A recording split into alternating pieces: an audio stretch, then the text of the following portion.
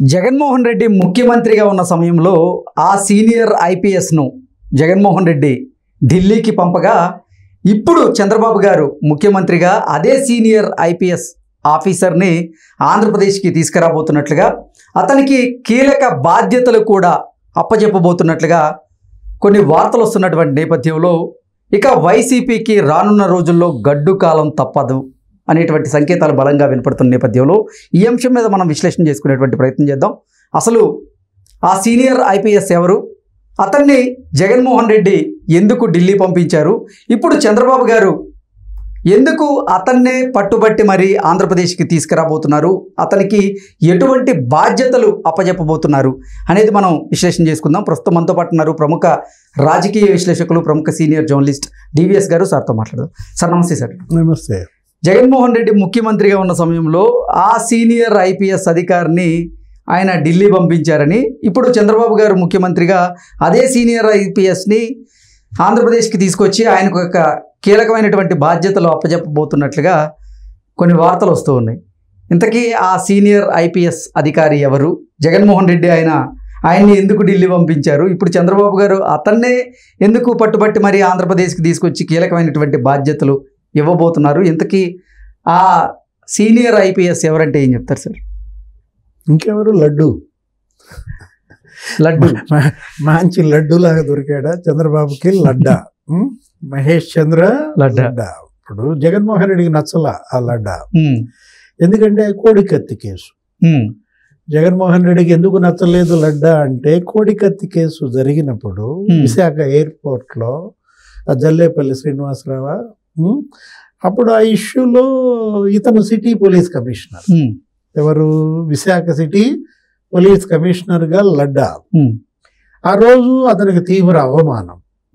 ఎవరికి? జగన్మోహన్ రెడ్డి నీకు ఆ ఎయిర్పోర్ట్లో నుంచి లోపలికి బయటికి రానికపోవటం, 2-3 సందర్భాల్లో జగన్ తీవ్ర అవమానానికి గురయ్యాడు. ఆ టైంలో ఈయన అక్కడ కమిషనర్గా ఉన్న దీంట్లో ఒకసారేమో అక్కడేదో ఒక బీచ్లో ఏదో చేద్దాం అనుకున్నాడు. ఎక్కడ? అప్పుడు రిపబ్లిక్ డే ఆ రోజున అక్కడ ఇంటర్నేషనల్ ఫ్లీట్ జరిగే సందర్భంలో అక్కడికి వచ్చి బీచ్లో ఒక పెద్ద మార్చ్ లాగా చేద్దామని ప్రయత్నం చేశాడు నీకో. అప్పుడు ఆయన ఎయిర్పోర్ట్లో నుంచి రానిలేదు, ఆయన అటు నుంచి అటే పంపించేశారు. ఆ తర్వాత ఇన్సిడెంట్ ఇది కోడికత్తి కేసు. ఈ రెండింటిలో కూడా విశాఖ సిటీ పోలీస్ కమిషనర్ తనకి సహకరించలేదన్న కక్ష ఏదో ఉంది. సరే, జగన్మోహన్ రెడ్డితో ఇంకా పెట్టుకోవటం ఎందుకని ఈయన కూడా కేంద్ర సర్వీసులకి వెళ్ళిపోయాడు. ఎవరు? లడ్డా. వెళ్ళినా విశాఖ నావీయో ఏదో చూస్తున్నాడు. నీకు గుర్తుండే ఉంటుంది, మొన్న ఏదో వచ్చింది కదా, ఎక్కడ విశాఖ పోర్టుకి ఏదో వచ్చింది. ఏంటి? బ్రెజిల్ నుంచి జర్మనీ మీదుగా. దాంట్లో ఏమున్నాయి? డ్రై ఈస్ట్ లేకపోతే బిస్కెట్స్ ఏదో, మొత్తానికి ఆ డ్రగ్స్ కంటైనర్. దాంట్లో కూడా మనకి ఇన్వాల్వ్ అయింది మహేష్ చంద్ర లడ్డా. లడ్డా బాగా యాక్టివ్. ఇవాళ చంద్రబాబుకి కావాల్సినటువంటి ఆ చురుకైన వ్యక్తి ఇంటెలిజెన్స్కి కావాలి. నీకు ఏ రాష్ట్ర ప్రభుత్వం అయినా ఇవాళ ఆ రాష్ట్ర ప్రభుత్వ పనితీరు రాబోయే 5 ఏళ్ళు ఈ ఇంటెలిజెన్స్ చీఫ్ మీదే ఆధారపడి ఉంది. కాబట్టి ప్రతి ముఖ్యమంత్రి ఇంటెలిజెన్స్ చీఫ్ని ఎలా ఎంచుకుంటున్నాడు? తనకు అనుకూలమైన వ్యక్తులు, తను కోరింది తెచ్చే వ్యక్తులు, ఎప్పటికప్పుడు సమాచారం, రాష్ట్రం మొత్తం ఏది జరిగినా అటు రాజకీయ పరిణామాల సమాచారం, ఇటు శాంతి భద్రతల సమాచారం, అరాచక శక్తుల కదలికలు, ఇవన్నీ కూడా తెలియాలి ఇంటెలిజెన్స్ చీఫ్కి. మనకు తెలుసు ఏబి వెంకటేశ్వరరావు అప్పుడు 2014-19 మధ్య ఆయన ఇంటెలిజెన్స్ చీఫ్గా ఉన్న దీంట్లో, ఇక చంద్రబాబుకి ఆయన మరి దగ్గరైన దీంట్లో జగన్మోహన్ రెడ్డికి దూరం అయ్యాడు. ఇక ఏబీవీని జగన్మోహన్ రెడ్డి 30 తిప్పలు పెట్టాడు. 5 ఏళ్ళు అసలు ఆయనకు పోస్టే లేకుండా చేశారు. మొత్తానికి ఏదో రకంగా ఏబీవీ గెలిచాడు. చివరిలో మళ్ళా జాయిన్ అయ్యాడు. జగన్మోహన్ రెడ్డి ఓడిపోయాడు. మనం జగన్మోహన్ రెడ్డి 5 ఏళ్ళు ముఖ్యమంత్రిగా ఎటువంటి ఇంటెలిజెన్స్ చీఫ్ని ఎంచుకున్నాడో నీకు తెలుసు, నేను చెప్పాల్సిన పని లేదు. ఎవరాయన? పిఎస్ఆర్ ఆంజనేయులు. ఒబ్బో మామూలు వ్యక్తి కాదనమాట. మంట పుట్టించాడు. ఇది పిఎస్ఆర్ ఆంజనేయులు జగన్ చూసి రమ్మంటే కాల్చి వచ్చాడు. అదేదో రామాయణంలో ఎక్కడ ఉంటాము, ఎవరైనా హనుమంతుడా ఆంజనేయ స్వామి ఏంటి శ్రీరామచంద్రుడు ఏదో నువ్వు లంకలో ఆమె ఉందో లేదో చూడరా నాయన మా ఆవిడ అంటే అతను చూసి రమ్మంటే మొత్తం లంక అంతా కాల్చి వచ్చినట్టుగా పిఎస్ఆర్ ఆంజనేయులు ఏం చేశాడు, మొత్తం ఆంధ్రప్రదేశ్లో ప్రతిపక్షాల కొంపలన్నీ కాల్చేశాడు. ఏది అరెస్టులు, కేసులు, అక్రమ నిర్బంధాలు. అసలు ఇవాళ పిఎస్ఆర్ ఆంజనేయులు మామూలు ఇది కాదనమాట. మోస్ట్ వాంటెడ్ పోలీస్గా మారాడు. మోస్ట్ వాంటెడ్ క్రిమినల్ సంగతి కానీ ఇవాళ ఆయన ప్లేస్ ఇప్పుడు ఎవరికి, మహేష్ చంద్ర లడ్డా. రాబోయే 5 ఏళ్ళు లడ్డా ఇచ్చే సమాచారం పైనే తెలుగుదేశం పార్టీ పనితీరు.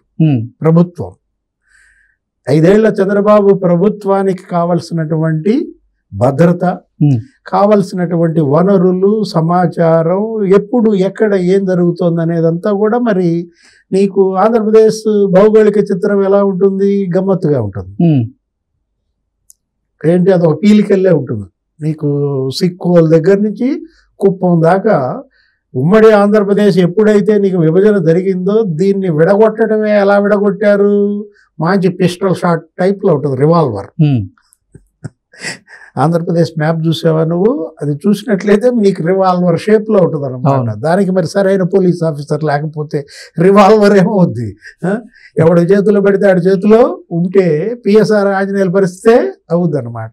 ఇప్పుడు ఈ రివాల్వర్ ఏది ఆంధ్రప్రదేశ్, ఇది మహేష్ చంద్ర లడ్డా చేతిలోకి వెళ్తుందన్నమాట.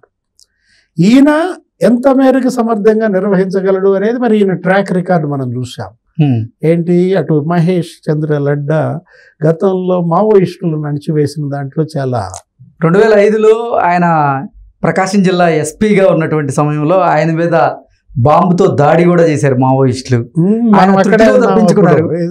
నీకు నాకు బాగా తెలుసు ప్రకాశం జిల్లాలో ఏం జరిగింది, గుంటూరు జిల్లాలో ఏం జరిగింది. ఇప్పుడు ప్రకాశం జిల్లా ఎస్పీగా ఆయన మీద దాడి మామూలు దాడిగా అసలు ఏంటి, అసలు లేచిపోవాల్సిన పరిస్థితి అనమాట. మరో వ్యాస అయిపోతాడు అనుకున్నాం మనం. అట్లాంటిది ఏదో లక్కీగా బయటపడ్డాడు మహేష్ చంద్ర లడ్డా. రంగారెడ్డి చెరువు దగ్గర జరిగిన ఘటనలో వేరే వాళ్ళు బలయ్యారు. మొత్తానికి ఈయన సేఫ్ దీంట్లో జస్ట్ వెంట్రుక వాసిలో బయటపడ్డాడు అనమాట. అతను తర్వాత మళ్ళీ మన గుంటూరుకు కూడా చేశాడు ఎస్పీగా. అటు మావోయిస్టుల అణిచివేతలో చాలా సమర్థమైనంత పేరు తీసుకున్న దీంట్లో ఆయనకి ఈ గ్రే హౌండ్స్ మీద, నీకు ఇప్పుడు ఈ పోలీస్ ట్రైనింగ్ అకాడమీ పైన, మొత్తం వీటన్నిటిపైన మంచి పట్టు ఉందన్నమాట.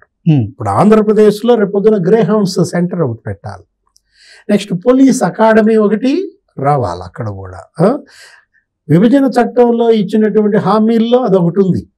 ఏది, వీళ్ళు గనక పోలీస్ అకాడమీకి ఒక ప్లేసు లొకేషన్ ఇస్తే అక్కడ మనకి ఇక్కడ అప్పా ఉంది కదా, ఇక్కడ మన హైదరాబాద్ నీకు అవుటర్ అప్పా జంక్షన్ ఆంధ్రప్రదేశ్ పోలీస్ అకాడమీ అప్పట్లో ఎన్టీ రామారావు ముఖ్యమంత్రిగా దాన్ని ఏర్పాటు చేశారు.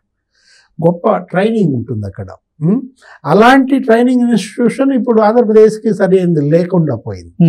ఇప్పుడు ఈ ఇంటెలిజెన్స్ చీఫ్గా మహేష్ చంద్ర లడ్డా కావచ్చు, లేదు డీజీపీ ద్వారకా తిరుమలరావు కావచ్చు, వీళ్ళ ఆధ్వర్యంలో అటు ఆ గ్రే హౌండ్స్ సెంటర్ కానీ ఇటు పోలీస్ అకాడమీ కానీ ఇవన్నీ కూడా విభజన చట్టంలో హామీల ప్రకారం కేంద్రం ఇచ్చిన నిధులు కూడా వాడుకోలేదు. 250 కోట్ల నిధులు ఉన్నాయి దానికి. వీళ్ళు ఆ భూమి కనుక డిసైడ్ చేస్తే అటు అనంతపురం దగ్గర భూమి లేకపోతే ఇటు విశాఖ దగ్గర భూమి ఎక్కడ పెట్టుకుంటారు అనే దాంట్లో ఆ డెసిషన్ ఈ ప్రభుత్వం చంద్రబాబు ప్రభుత్వం మరోసారి ఇస్తే ఇవన్నీ కూడా అక్కడ పోలీస్ నీకు మంచి ట్రైనింగ్ సెంటర్ కూడా ఏర్పడే అవకాశం ఉంది. నెక్స్ట్ అసలు ఇంటెలిజెన్స్ కూడా ఒక ట్రైనింగ్ సెంటర్, ఒక స్కూల్ లాంటిది పెట్టాలన్న ఆలోచనలో కూడా ఉన్నారు.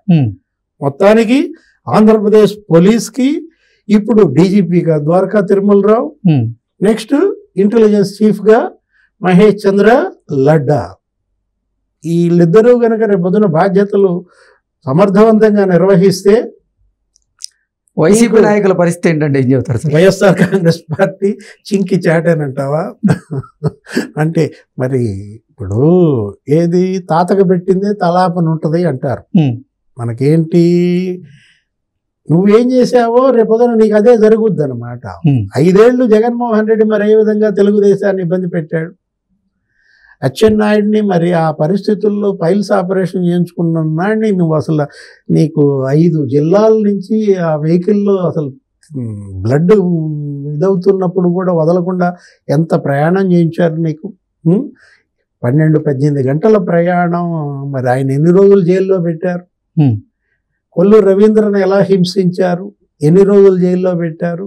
ఒకళ్ళు కాదు, ఇద్దరు కాదు కదా, 250 మంది నాయకులు ఎవరు తెలుగుదేశం జైళ్ళకు పోయినాళ్ళు, 70,000 మంది కార్యకర్తలు. మామూలు హింస జగన్మోహన్ రెడ్డి పెట్టింది. జనసేనలను పెట్టిన హింస ఇక మామూలు హింస కాదు. తెలుగుదేశం వాళ్ళన్నా ఏదైనా వదిలేద్దాం అనుకున్నా కానీ జనసేన వాళ్ళు వదలటానికి వీళ్ళు లేదని వాళ్ళు అసలు మామూలుగా ముగ్గేసి కూర్చున్నారు. ఇలాంటి పరిస్థితుల్లో ఇక సీన్ సితారే. ఏది జగన్మోహన్ రెడ్డికి, వైఎస్ఆర్ కాంగ్రెస్ పార్టీ నాయకులకి సీన్ సితారే. Okay sir.